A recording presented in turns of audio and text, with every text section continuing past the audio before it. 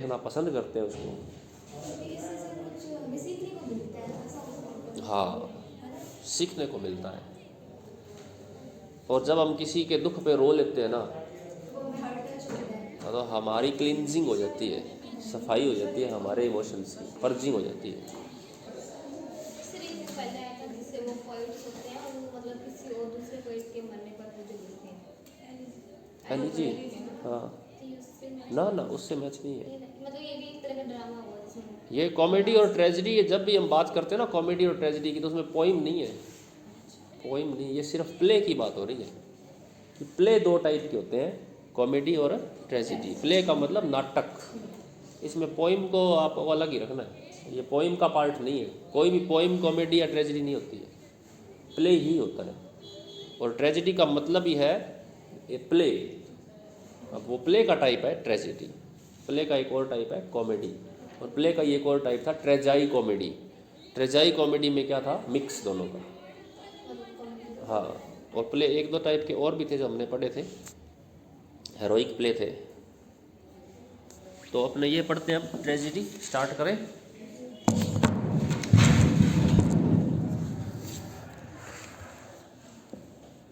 Tragedy is a literary device signifying a story or drama that presents an admirable or courageous character that confronts powerful forces inside and or outside of themselves। ये पहली बात है, इसको हम दोबारा पढ़ते हैं कि ट्रेजेडी एक लिटरेरी डिवाइस है, एक लिटरेरी साहित्यिक विधा है। इसमें एक स्टोरी होती है, यह ड्रामा होता है जो प्रेजेंट करता है एक ऐसे कैरेक्टर को जो एडमायरेबल होता है और करेजियस होता है। एक ऐसे कैरेक्टर की कहानी है, एक ऐसे चरित्र की कहानी है, यानी हीरो है जो उसका, वो बहुत ही बहादुर होता है, एडमायरेबल होता है, प्रशंसनीय होता है अच्छी उसकी क्वालिटीज़ के कारण। अब उस कैरेक्टर के साथ होता क्या है, वो कन्फ्रंट करता है पावरफुल फोर्सेस के साथ, उसका संघर्ष होता है। कन्फ्रंट का मतलब सामना होना, फेस करना पावरफुल फोर्सेस को। पावरफुल फोर्सेस यानी ऐसी शक्तियाँ जो बहुत ताकतवर होती हैं, यानी ऐसी मुसीबतों को सामना करता है, ऐसे दुष्ट लोगों का सामना करता है जो उसके लिए प्रॉब्लम्स क्रिएट करते हैं उस कहानी में। और वो जो प्रॉब्लम्स हैं, वो जो पावरफुल फोर्सेस हैं, वो बाहरी भी हो सकती हैं और आंतरिक भी हो सकती हैं। आंतरिक होने का मतलब उसके कैरेक्टर के अंदर ही कोई ऐसी प्रॉब्लम हो जो उसको परेशान करता रहे। हर आदमी के दो तरह के संघर्ष होते हैं, एक तो बाहर के लोगों से संघर्ष, एक खुद से भी संघर्ष होता है। खुद भी हमारी इच्छाएं, हमारी भावनाएं हमें कुछ करने को प्रेरित करती है और हम कर पा नहीं पाते हैं वो, है ना। कई हमारे अंदर कैरेक्टर्स में भी कई बार कमी होती है, कोई ना कोई आदमी बहुत ज़्यादा महत्वाकांक्षी होता है, वो चाहता है मैं सब कुछ प्राप्त कर लूँ, तो वो जो डिज़ायर है उसको बेचैन रखती है। कोई आदमी और भी बहुत सारा उसमें अंदर कई फॉल्ट हो सकते हैं, तो वो आंतरिक संघर्ष होते हैं। हमारे अपने खुद से भी संघर्ष चलते रहते हैं और हमारे बाहर के लोगों से भी संघर्ष चलते रहते हैं। तो ये बताया इसमें। तो इस पूरी लाइन में ट्रेजेडी के बारे में 3-4 चीज़ें बता दी। एक स्टोरी होती है, उसमें एक बहुत ही अच्छा कैरेक्टर होता है। अब कैरेक्टर अच्छा ही होना चाहिए, कैरेक्टर ऐसा होना चाहिए जिसमें बहुत सारे गुण होते हैं, लेकिन कोई ना कोई अवगुण भी होना चाहिए, तभी तो ट्रेजेडी होगी, वरना ट्रेजेडी नहीं होगी। और वो सामना करता है बाहर की फोर्सेस से। दीज कैरेक्टर्स, अगली लाइन पढ़ते हैं, do so with A dignity that reveals the nature of human spirit in the face of failure, defeat and even death. दोबारा लाइन पढ़ते हैं, दीज कैरेक्टर्स। अब ये जो कैरेक्टर है उसके अंदर वो ये काम बड़ी ही डिग्निटी के साथ करता है। ये जो संघर्ष करता है बाहर की फोर्सेस के साथ, अंदर की फोर्सेस के साथ, उसके खुद का संघर्ष है। डिग्निटी का मतलब बड़ी ही शान से, अच्छे ढंग से, एक सम्मानित तरीके के साथ, डिग्निफाइड वे के साथ, डिग्निटी के साथ करता है। और जो रिवील करता है नेचर ऑफ ह्यूमन स्पिरिट, पूरी की पूरी ह्यूमन स्पिरिट के नेचर को रिवील करता है वो। यानी वही चीज़ अगर हमारे साथ भी हुई होती ना, तो हम भी वैसा ही करते, या किसी भी इंसान के साथ हुआ होता जो उसके साथ हो रहा है उस स्टोरी में, हम भी या पूरी मानव समाज शायद वैसा ही करता जैसा वो कर रहा है। In the face of failure, defeat and even death. और उस संघर्ष में वो फेल भी हो सकता है, हार भी सकता है, और उसकी डेथ भी हो सकती है। ज़्यादातर ट्रेजिडीज़ में डेथ हो जाती है, मर जाते हैं। In tragedy a protagonist is undone और brought to ruin by a critical character flaw और by the cruelty of fate. ये बड़ी इंपॉर्टेंट लाइन है। ट्रेजिडी के अंदर जो प्रोटैगनिस्ट होता है, प्रोटैगनिस्ट का मतलब मेन पात्र यानी हीरो, वो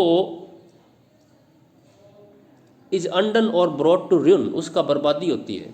ruin का मतलब बर्बादी, उसकी बर्बादी होती है किस वजह से? By a critical character flaw, उसके अंदर ही कोई ना कोई एक अवगुण होता है, कोई ना कोई ऐसा अवगुण होगा उसके अंदर। हालांकि वो आदमी अच्छा होता है, सारे उसमें गुण होते हैं, लेकिन कोई एक अवगुण की वजह से वो बर्बाद हो जाता है। तो वो अवगुण कोई भी हो सकता है।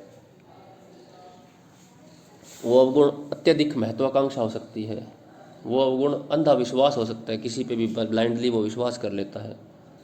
वो अवगुण हो सकता है अपनी संतान के प्रति ज़रूरत से ज़्यादा प्यार, यह अवगुण है कि संतान ही उसको फिर बाद में परेशान करने लग जाती है।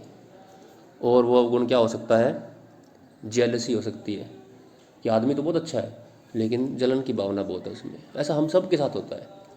हम सब में अगर बहुत सारे गुण होते हैं तो अवगुण भी होते ही होते हैं, और कभी कभी वो अवगुण इतना ज़्यादा उभर के सामने आ जाता है, यानी वो डोमिनेंट हो जाता है हमारे बाकी सारी गुणों पर, तो वो अवगुण फिर हमें क्या कर देता है? बर्बाद कर देता है। तो हो जाती है ट्रेजिडी। तब क्या हो जाती है? ट्रेजिडी हो जाती है। ज़्यादातर ऐसा ही होता है। तो ये आपको याद रखना है कि ट्रेजिडी तभी होती है जब कोई अच्छा आदमी हो और किसी अवगुण की वजह से वो बर्बाद हो जाए। अब कोई अच्छा आदमी और उसमें कोई अवगुण नहीं है, वो फिर भी बर्बाद हो गया, तो वो ट्रेजिडी नहीं है, वो तो एक बैड लक है। फिर हमें आनंद भी नहीं आएगा उसको देखने में, उसको एंजॉय नहीं कर पाएंगे स्टोरी को। और अगर कोई बुरा आदमी है और अपने बुरे कर्मों से मारा गया तो भी हमें कोई दुख नहीं होगा, उस पर मर गया तो अच्छी बात है। लेकिन एक ऐसा आदमी जो बहुत ही अच्छा है, एक अवगुण था, उसकी जो बर्बाद हो गया, तो ट्रेजिडी है असली। तो आप शेक्सपियर की कोई भी ट्रेजिडी पढ़ोगे ना, हैमलेट, मैकबेथ, किंग लियर और ओथेलो, इन सभी में जो पात्र थे वो पात्र अच्छे थे, लेकिन किसी न किसी एक फैटल फ्लो की वजह से, एक फ्लो था उनके अंदर, फ्लो का मतलब दोष था, FLAW फ्लो, उस दोष की वजह से वो बर्बाद हो गए। एक कहानी है मैकबेथ, इस पर स्टोरी फिल्में भी बनी हुई है। मैकबेथ बहुत ही अच्छा योद्धा था, बहुत अच्छा वो अपने राजा का वफादार सैनिक था। तो वो एक युद्ध जीत के आता है, और युद्ध जीत के आने के बाद में रास्ते में उनको तीन प्रेत आत्माएँ मिलती हैं। पुराने ज़माने की एक स्टोरी है। वो प्रेत आत्माएँ भविष्यवाणी कर देती है कि भाई तू तो फ्यूचर में राजा बनेगा। अब मैकबेथ के दिमाग में आ गई, क्योंकि वो बहुत अच्छा सैनिक था और एक युद्ध जीत के ही आया था अपने राजा के लिए, तो और उसमें कोई फ्लो नहीं था।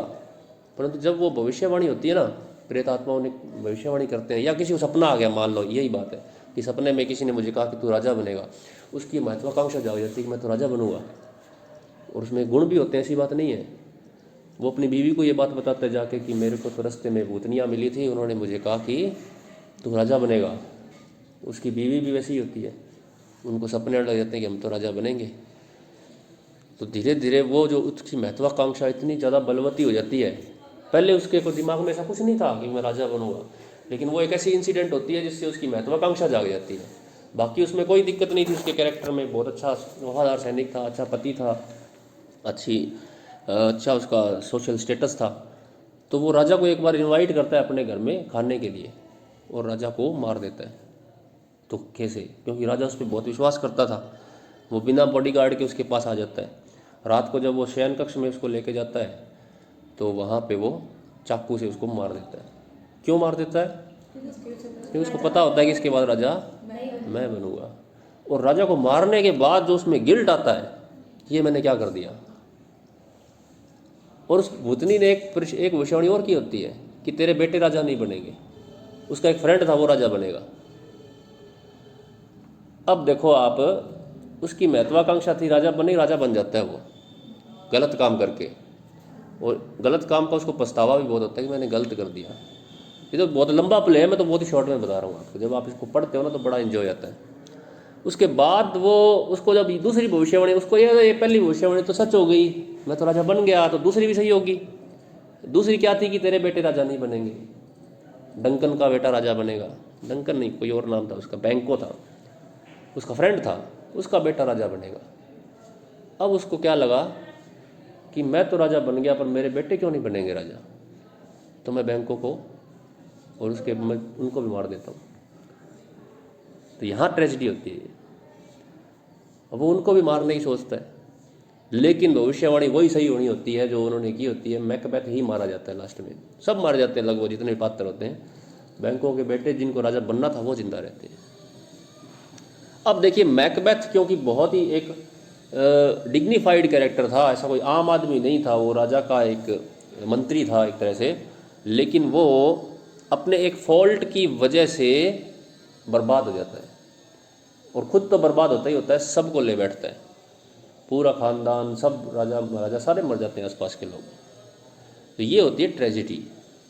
इसमें कैरेक्टर होता है ना, जो मैकबेथ जैसा कैरेक्टर होना चाहिए, बहुत ही हाई फाई कैरेक्टर होना चाहिए, बहुत ही अच्छे सोशल स्टेटस का होना चाहिए, उसमें गुण होने चाहिए और एक ही अवगुण होना चाहिए, और उस एक अवगुण के कारण वो मर जाता है। तभी हमारे अंदर वो पैथोस और पिटी वाली फीलिंग आती है, दया आती है उसके प्रति। ये लगता है कि ये भगवान ये क्या हो गया, इतना अच्छा इंसान था। और अगर बिना किसी फ्लो के मारा जाए, बिना किसी दोष के वो ट्रेजेडी हो जाए उसके साथ, तो फिर हमें एंजॉय नहीं आएगा। जो गलत हो जाता है वो तो उसको हम जस्टिफाई नहीं कर सकते, और दोष ही दोष हो और तो मारा जाए तो भी हमें आनंद नहीं आएगा। आनंद तब आएगा जब कैरेक्टर बहुत अच्छा हो और एक कमी होनी चाहिए। ओथेलो आपने देखी होगी, फिल्म भी बनी हुई है। ओथेलो में जेलसी था उसका फ्लो।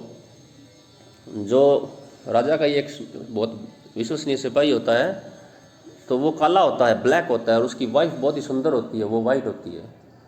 तो उनके बीच में बहुत अच्छा, बहुत प्यार होता है, लेकिन उससे उसका एक दोस्त होता है, वो जलता है कि इसकी बीवी इतनी सुंदर क्यों है, और वो कोशिश करता है कि इनके बीच में दरार आ जाए, पर दरार आ नहीं पाती। फिर वो एक ऐसी चाल चलता है जिससे वो ओथेलो को ये विश्वास दिला देता है कि तेरी पत्नी का अफेयर किसी और के साथ है। होता नहीं है।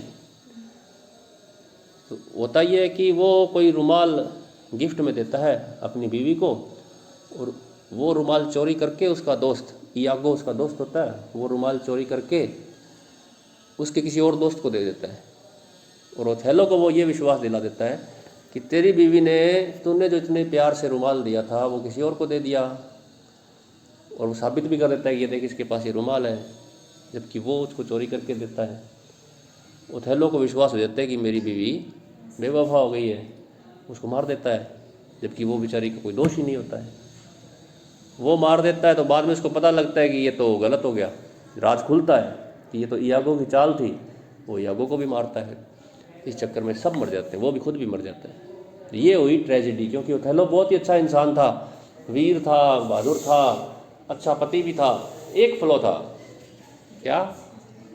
जेलसी या अविश्वास, जिसकी वजह से सबका विनाश हो जाता है। तो जितनी भी ट्रेजेडीज़ आप देखोगे ना, तो उस ट्रेजेडी में ये खास चीज़ें होंगी।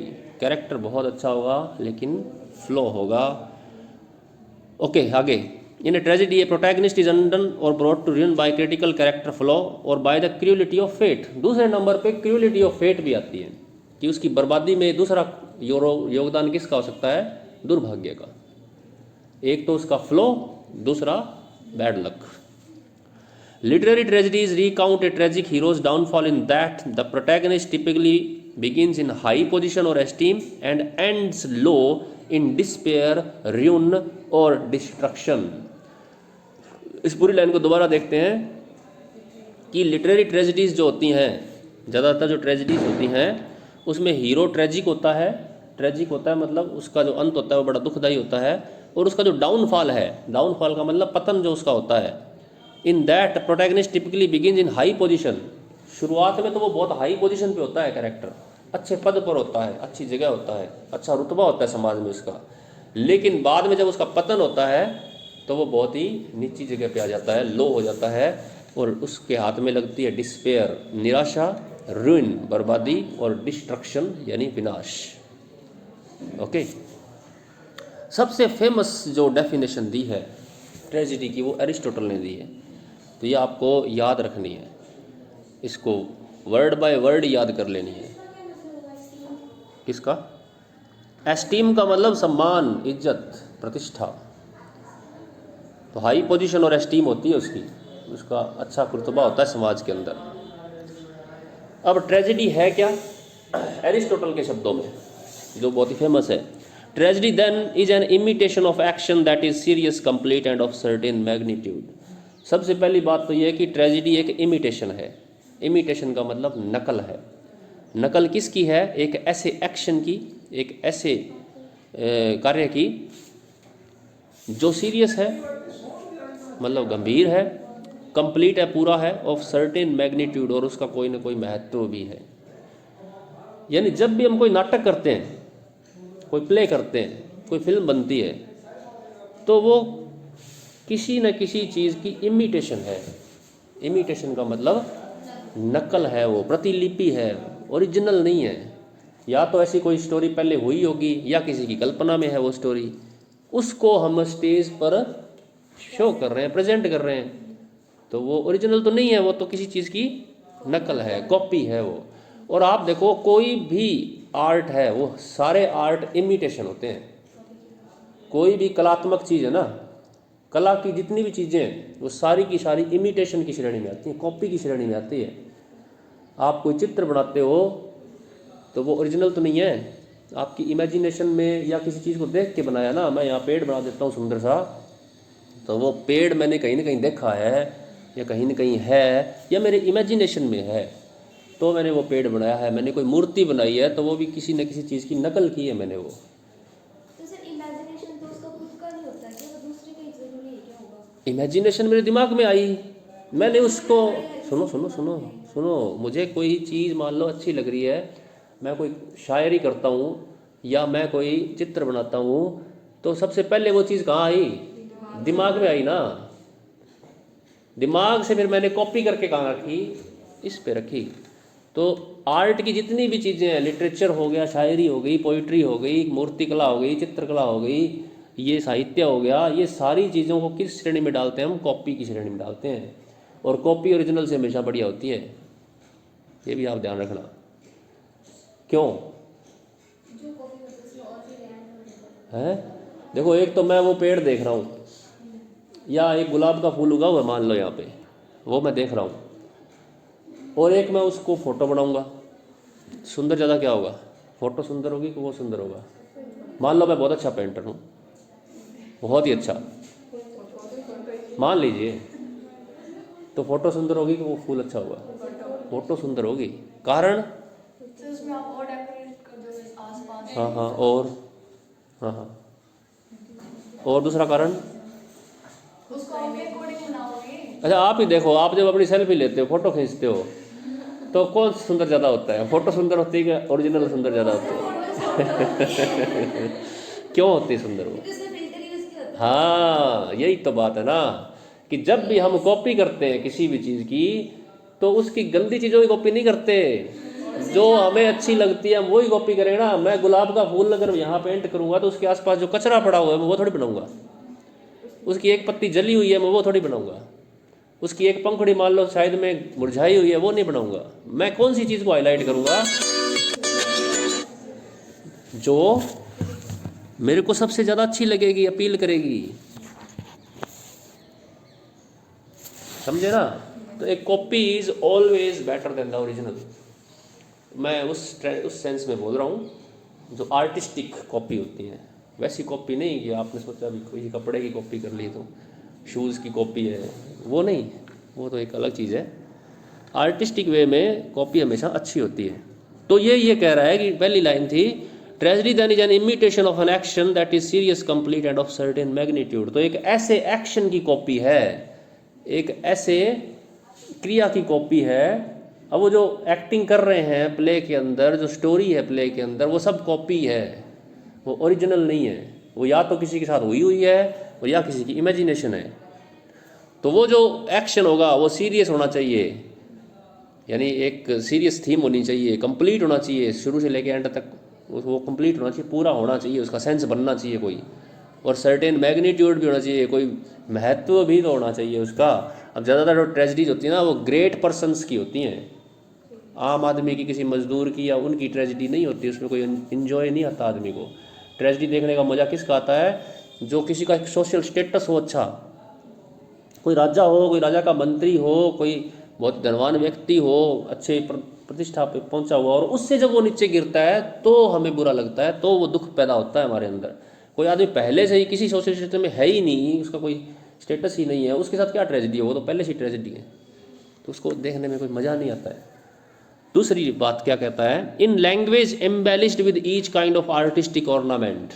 और जो ट्रेजिडी लिखी जाती है और लिखने के बाद जब वो बोलेंगे डायलॉग थिएटर में, तो वो जो लैंग्वेज कैसी होनी चाहिए, embellished with each kind of artistic ornament, यानी लैंग्वेज ऐसी होनी चाहिए जिसमें हर तरह के ऑर्नामेंट्स हों, लैंग्वेज सुसज्जित होनी चाहिए, आम लैंग्वेज नहीं, उसके अंदर अच्छे अच्छे वर्ड्स यूज हों जो हमारी दिल तक पहुंच जाए, उनका प्रहार हमारे दिल तक हो, यानी उसमें अच्छे ऐसे वर्ड्स यूज हों, ऐसी शायरी यूज हो जो हमें सोचने पे मजबूर कर दे, आम भाषा नहीं।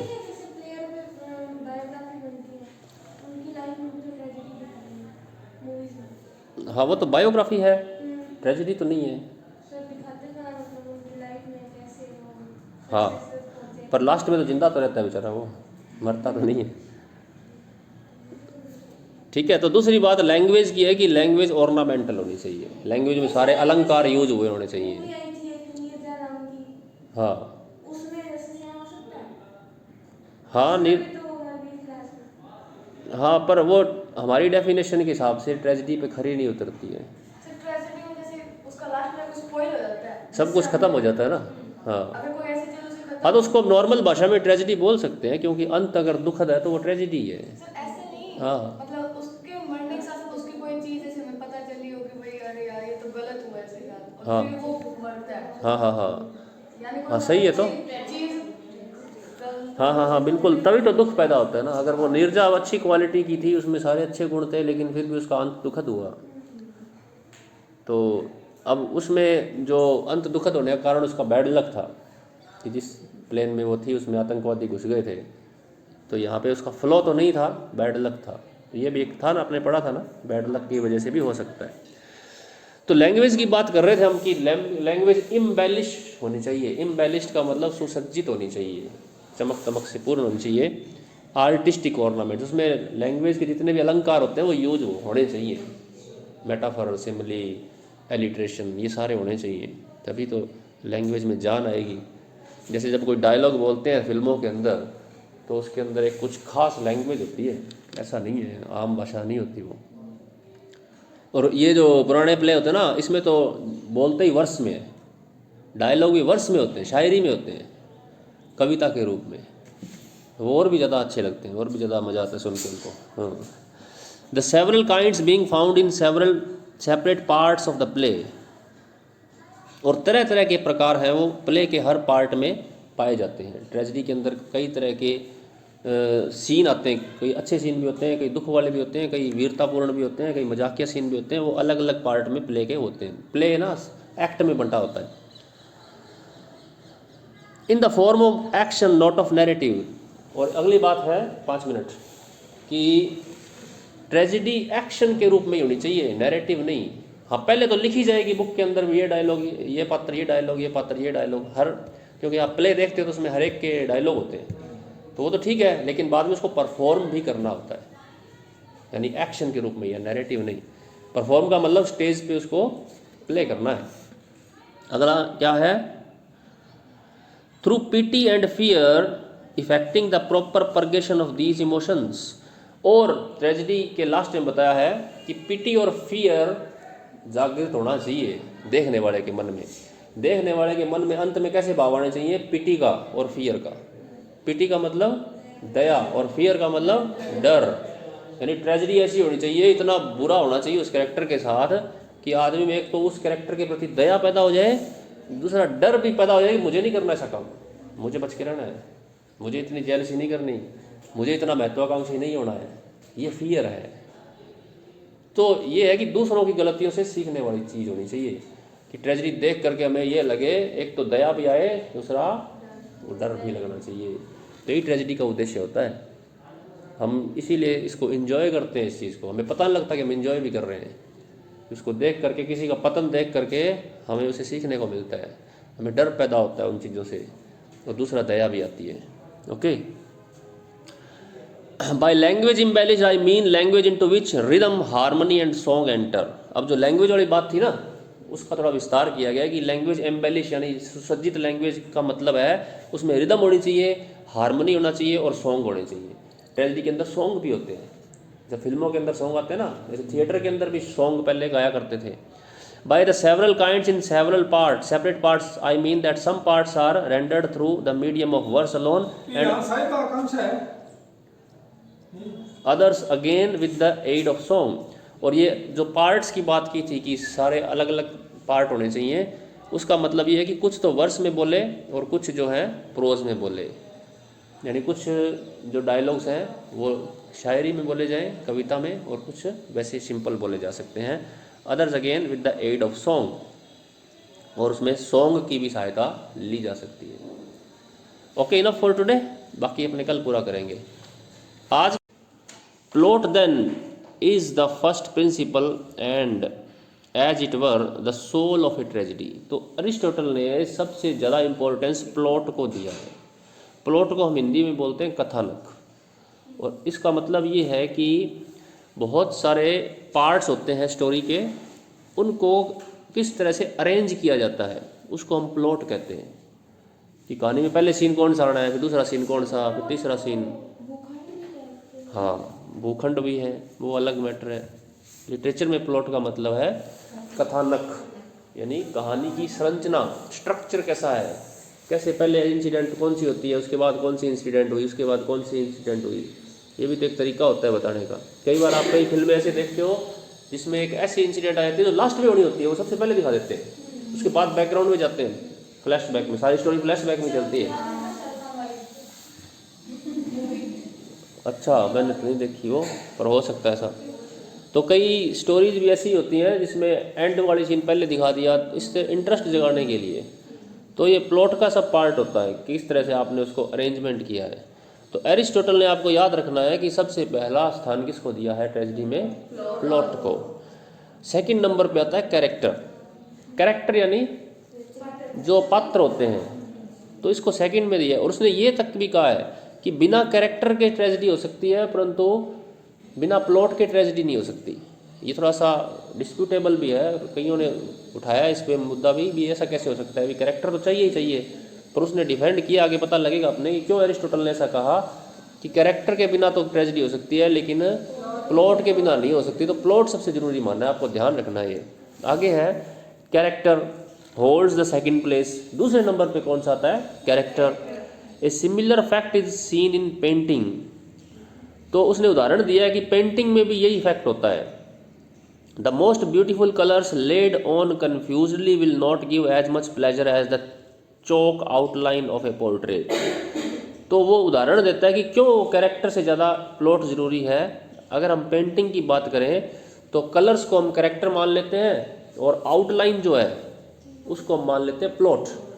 तो अगर कलर कितने से सुंदर कलर भी हो, अगर वो अस्त व्यस्त हम फेंक देंगे कागज़ के ऊपर बिना आउटलाइन के, वो कलर का कोई मतलब नहीं है। तो कलर तभी सुंदर लगेगा जब अच्छे से आउटलाइन किया होगा। तो आउटलाइन करने का काम कौन करता है, प्लॉट करता है। तो प्लॉट सबसे ज़्यादा जरूरी है, उसके बाद कैरेक्टर आता है। दस tragedy is the imitation of an action. तो ट्रेजेडी है क्या एक्चुअल में, ट्रेजेडी है एक एक्शन की कॉपी। कोई एक्शन हुआ लाइफ में, उसका हम कॉपी करते हैं, है ना। एक्शन का मतलब कार्य है, क्रिया। And of the agents mainly with a view to the action. और कैरेक्टर्स तो उस एक्शन को शो करने के एजेंट है, साधन है। तो सबसे जरूरी चीज़ क्या हुई, एक्शन हमारे लिए। और वो एक्शन किसके थ्रू होता है, प्लॉट के थ्रू, वो प्लॉट में आता है। तो उसने सबसे जरूरी चीज़ मानी है प्लॉट को। ओके, थर्ड क्या आता है, थॉट, विचार। That is the faculty of saying what is possible and pertinent in given circumstances. की जो स्थितियां हैं उस कहानी की, उसके अंदर सोचने की शक्ति और कहने की शक्ति वो थॉट के अंदर आ जाती है कि किस स्थिति में क्या सोचना है, क्या बोलना है, वो थॉट है। In the case of oratory this is the function of the political art and of the art of rhetoric, and so indeed the older poets make their characters speak the language of civic life, the poets of our time the language of the rhetoricians। तो यहाँ पे thought के बारे में बताया है कि character जो है बोलते हैं, जो डायलॉग बोलते हैं, कैरेक्टर किस स्थिति में कैसा बिहेव करते हैं, ये तीसरा पार्ट है और इस पार्ट को नाम दिया है थॉट का। ओके, तो उनकी लैंग्वेज जो है वो कैसी होनी चाहिए। तो कुछ कैरेक्टर्स ऐसे होते हैं जिनका रोल ज़्यादा नहीं होता, छोटे कैरेक्टर्स होते हैं, तो उनकी लैंग्वेज, और कुछ कैरेक्टर्स ऐसे होते हैं जिनका बहुत बड़ा रोल है, राजा हो गया, युवराज हो गया, सोल्जर हो गए, जो इंपॉर्टेंट रोल अदा करते हैं, तो उनकी लैंग्वेज में भी फ़र्क आता है। तो रेटोरिक का मतलब होता है लैंग्वेज, बोलने का गुण। तो बोलने का गुण हर कैरेक्टर का अलग अलग हो सकता है, ये थॉट के अंदर आती है सारी चीज़ें। Character is that which reveals moral purpose, showing what kind of thing a man choose or avoids। यहाँ कैरेक्टर की बात बताई है कि कैरेक्टर वो चीज़ है जो मोरल पर्पस को रिवील करता है, यानी कैरेक्टर के थ्रू हम ये बताते हैं कि आदमी विभिन्न स्थितियों में किस तरह का सोचते हैं, किस तरह का एक्शन लेते हैं, ये कैरेक्टर के थ्रू आता है। Speeches therefore which do not make this manifest, or in which the speaker does not choose or avoid anything whatever, are not expressive of character। तो सिर्फ भाषण है जो, वो ही कैरेक्टर का एक गुण नहीं है, स्पीच वाला मतलब ही नहीं होता है। कैरेक्टर का मतलब वो है कि किसी खास परिस्थिति में आदमी किस तरह सोचते हैं, किस तरह से बिहेव करते हैं। तो सिर्फ डायलॉग से हम कैरेक्टर का अंदाज़ा नहीं लगा सकते हैं। Thought on the other hand is found where something is proved to be or not to be, or a general maxim is enunciated. Fourth among the elements enumerated comes diction. चौथा part क्या आता है, Dickson का। Dickson का मैंने आपको बताया था, डिक्शन का मतलब होता है चॉइस ऑफ वर्ड्स, यानी लिखने में या बोलने में कौन से शब्दों का यूज़ करना है, वो डिक्शन में आता है। कैसी भाषा यूज़ करनी है, भाषा आसान भी हो सकती है, भाषा हार्ड भी हो सकती है, ऑर्नामेंटल भी हो सकती है। डिक्शन हिंदी में क्या कहेंगे इसको, चॉइस ऑफ वर्ड्स कहते हैं, शब्दों का चयन। एक बार तो यही लिख लो, by which I mean as has been already said the expression of the meaning in words and its essence is the same both in verse and prose. तो भले ही वो वर्स हो और भले ही वो प्रोज हो, उसमें जो शब्दों को चुनना है वो बहुत ही महत्वपूर्ण स्थान रखता है। सही समय पे सही शब्दों का चयन उसकी खूबसूरती को बढ़ा देता है। Of the remaining element song holds the chief place among the embellishments. बाद में एम्बेलिशमेंट्स की बात आती है, साज सज्जा की बात आती है कि थोड़ा बहुत ट्रेजेडी के अंदर एंटरटेनमेंट भी होना चाहिए। एक ही एक चीज़ लगातार चलती रहती तो हो सकता है देखने वाले बोर हो जाए, तो बीच में सॉन्ग्स भी डाल दिए जाते हैं। सॉन्ग से उनको थोड़ा सा एक नई चीज़ देखने को मिलती है, माइंड रिफ्रेश हो जाता है। फिल्मों में भी सॉन्ग्स आते हैं ना बीच बीच में, तो हम उससे थोड़ा सा रिफ़्रेश फील करते हैं अपने आप को, बीच में थोड़ी सी अलग चीज़ आ गई। स्पेक्टिकल, स्पेक्टिकल होते हैं सुंदर दृश्य, नज़ारे जिनको कहते हैं। तो फिल्मों में या प्ले के अंदर पुराने टाइम में स्पेक्टिकल्स का भी यूज़ किया जाता था। स्पेक्टिकल्स में ये आ गया भी, कोई गाना आया है तो उसके अंदर बैकग्राउंड बड़ा अच्छा दिखा रखा है, गानों में जो कपड़े पहन रखे हैं आर्टिस्ट ने वो बड़े अच्छे पहन रखे हैं, यानी ऐसी ऐसी चीज़ें जिनको देख करके हमें अच्छा लगे, अच्छा फील हो, मनोरंजन फील हो, तो उसको हम स्पेक्टिकल कह देते हैं। Indeed an emotional attraction of its own, but of all the parts it is the least artistic।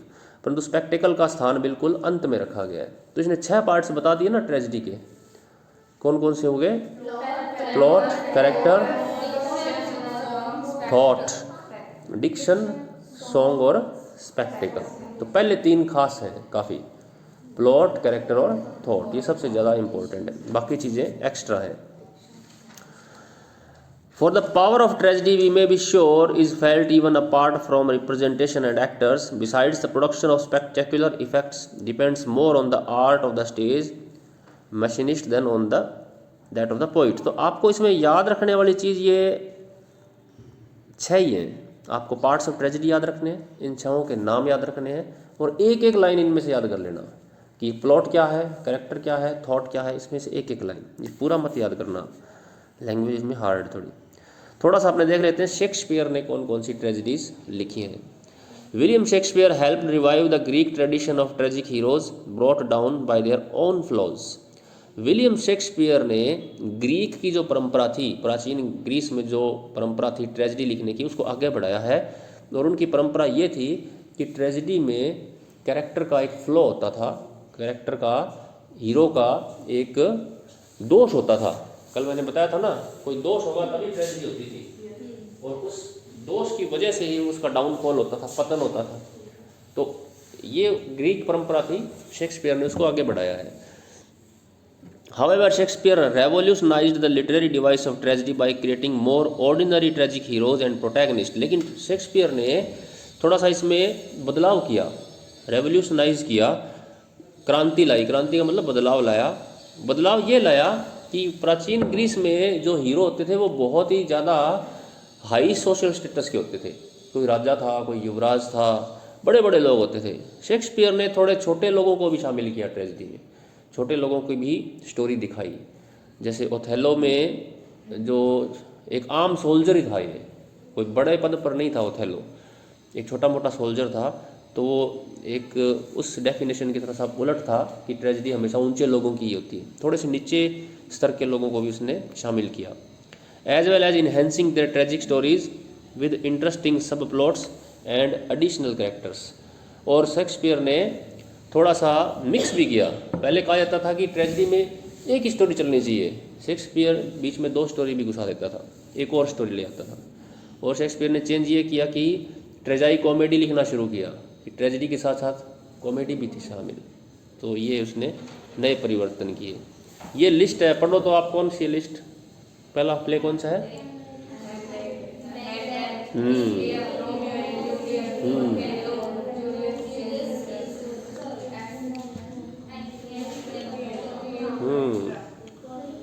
कितनों के नाम सुने हुए आपने? इस क्लास में आने से पहले कोई सुना हुआ था क्या? सुना होगा। रोमियो एंड जूलियट सुना होगा या नहीं सुना? कभी आता रहता है कई जगह, ये फिल्म है ना, पंजाबी में, जट ते जूलियट। तो जब आपने लिटरेचर नहीं पढ़ा तब आपको क्या पता भी जूलियट क्या है? तो जूलियट, रोमियो एंड जूलियट बहुत ही पुरानी सदाबहार स्टोरी है।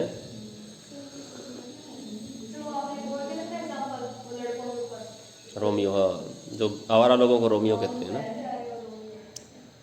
रोमियो एंड जूलियट कहानी थी ऐसे लवर्स की जो स्टार क्रॉस्ड थे।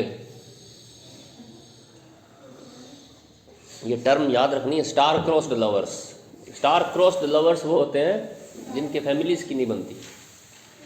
लड़का लड़की तो प्यार करते हैं एक दूसरे से, लेकिन उनके खानदान कट्टर दुश्मन होते हैं। तो ऐसे लवर्स को कहते हैं स्टार क्रॉस्ड, कि उनके स्टार मिलते नहीं हैं, क्रॉस करते हैं, यानी